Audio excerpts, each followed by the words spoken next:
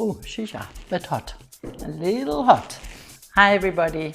Something that I was thinking of yesterday and I thought I'd share with you is the difference between assessed value and market value. And people use these terms interchangeably, which is actually incorrect. So I thought I'd share this with you. Assessed value is what your municipality would use to assess your property for rates and taxes purposes. And of course, your insurance company would need to figure out the value for insurance purposes. In assessing a value for this purpose, replacement cost is looked at as well as comparable properties. So fairly simple.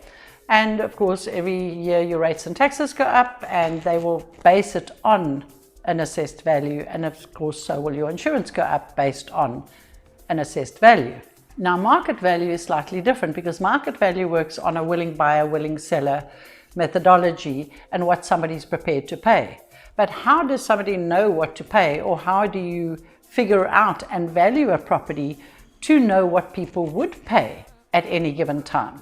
So what are we looking for to find this market value, and how do we go about this? Well, number one is the market conditions at any given time, the overall condition of the property, location, a biggie, size of the property, what it offers, amount of bedrooms, quality, condition of the property, the curb appeal, and comparable sales.